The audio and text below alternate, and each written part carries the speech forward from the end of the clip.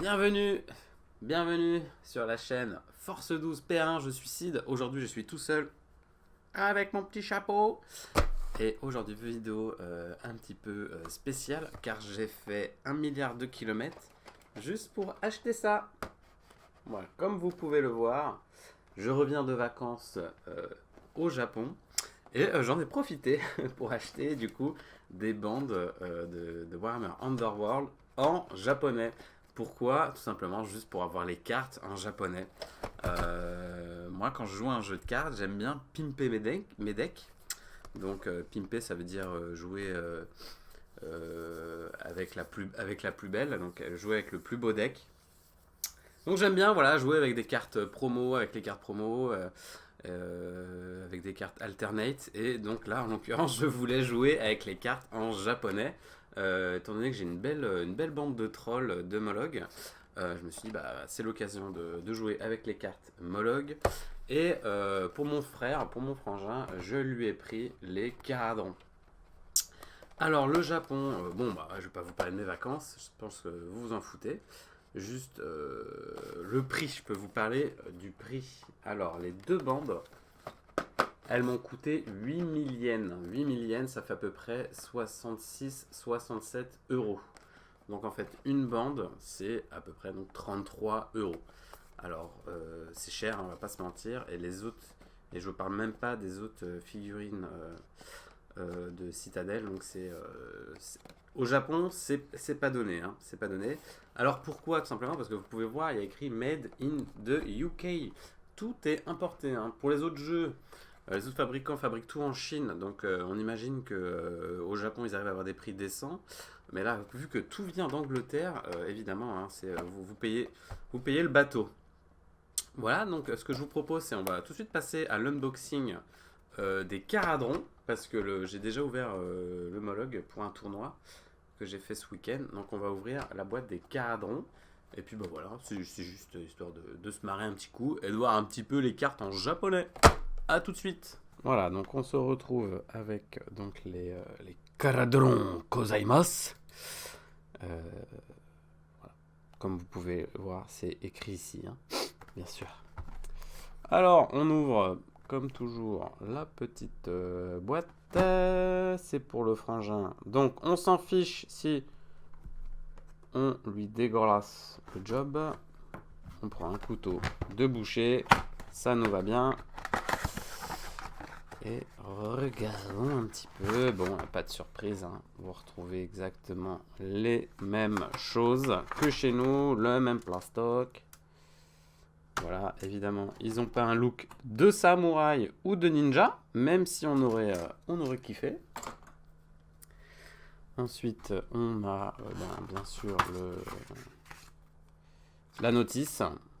Hein, la notice internationale. Donc ça au moins, comme vous avez déjà toutes les langues, pas besoin de le traduire. Et donc, ce qui nous intéresse le plus, les cartes en japonais. Donc, la petite carte fluff. Deck 1 of 2 Japanese. Alors, toujours avec mon couteau de boucher. Tu m'excuseras, frangin, si j'arrache tes cartes. On s'en fiche, vu que c'est pas pour moi. Alors. Bon. Oh ouais, c'est quand même archi cool. Hein. Je sais pas vous, mais moi je trouve ça quand même. Je trouve ça sacrément marrant quand même.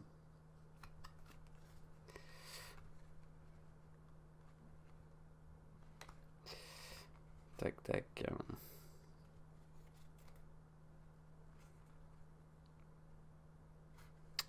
C'est archi cool. Hein. C'est vraiment la classe. Bon, peut-être que je suis le seul à trouver que ça a la classe, mais moi, franchement, je trouve que c'est vraiment trop cool. Archi cool. Alors évidemment, hein, j'ai aucune idée de ce que je suis en train de regarder.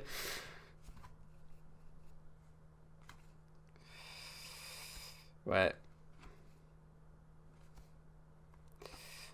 Bon bah voilà. Hein. On va quand même ouvrir l'autre deck. ça c'est fait. Le deuxième deck. Voilà. Prends le couteau Ikea. Ouais, tous les gens qui ont des couteaux de modélisme et tout ça, ça sert à rien. Un bon couteau de cuisine.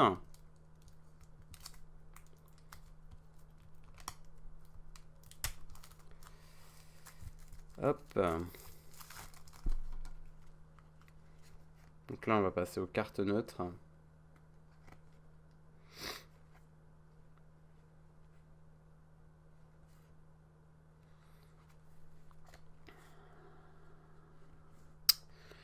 Ouais.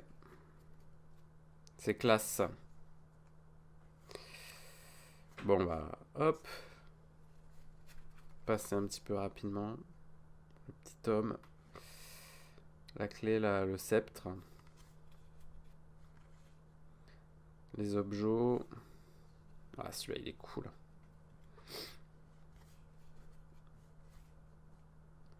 Celui-là aussi, là, qui est pas mal.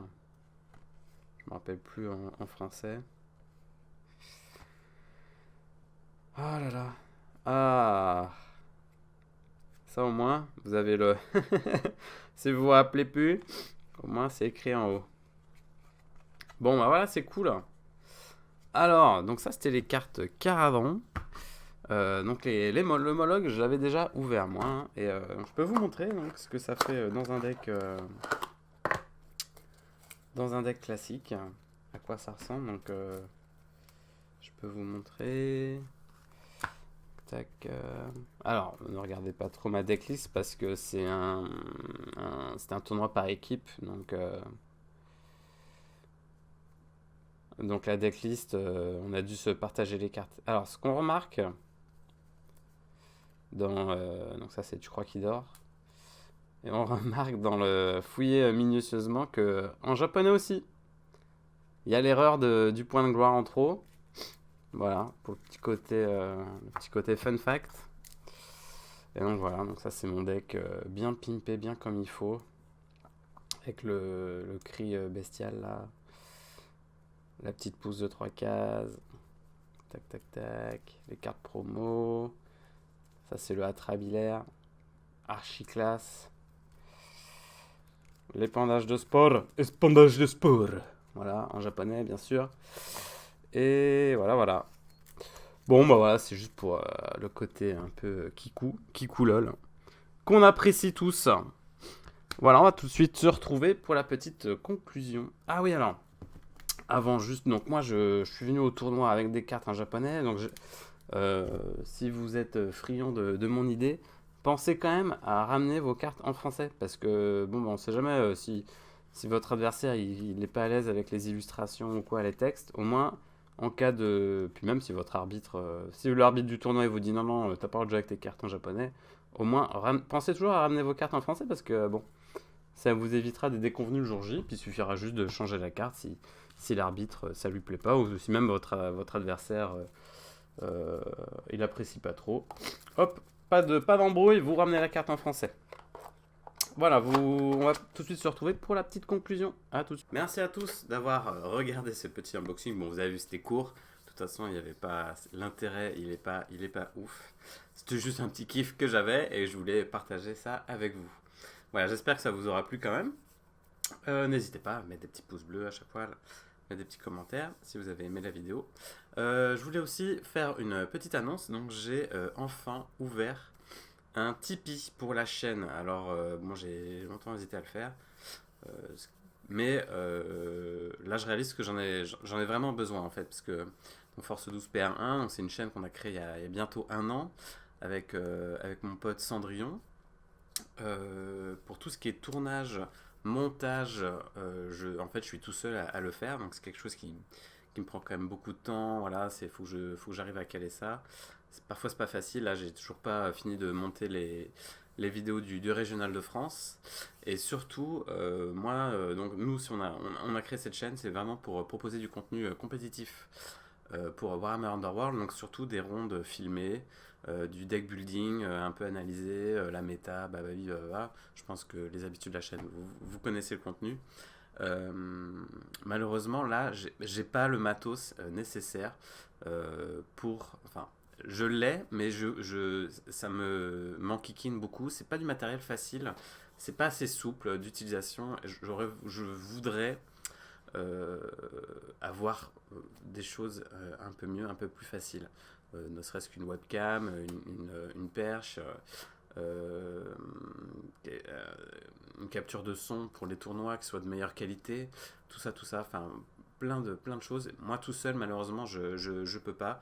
Alors j'ai déjà acheté quelques trucs voilà, avec mes propres sous, avec mon argent de poche, mais il y a un moment où voilà, je peux pas faire plus. Alors du coup j'ai ouvert ce Tipeee, c'est si vous voulez soutenir la chaîne, si vous voulez nous aider dans l'aventure, tout simplement si vous aimez Warhammer Underworld et que vous voulez que la visibilité du jeu grandisse, eh ben, n'hésitez pas. Donc, je donne le lien du Tipeee en description de la vidéo. Voilà, vous donnez, vous n'êtes pas obligé, vous n'êtes pas obligé de donner. Et puis les tips, c'est 1 et 5 euros. Voilà, donc si vous voulez nous soutenir, voilà, vous donnez un petit peu, une petite pièce de 1 euro. Pour nous, ça représente beaucoup. Et je me dis que plus on sera nombreux sur la chaîne, plus le jeu aura de la visibilité. Et donc, plus on aura de joueurs. Et pour moi, c'est quelque chose d'important. Si je le fais, c'est pas pour moi, c'est pour le jeu, hein, c'est pour Warhammer Underworld. Voilà. Sur ce, je vous laisse. Je vous dis à la prochaine, peut-être pour une analyse donc, de vidéo du régional de Paris. Ciao les gars!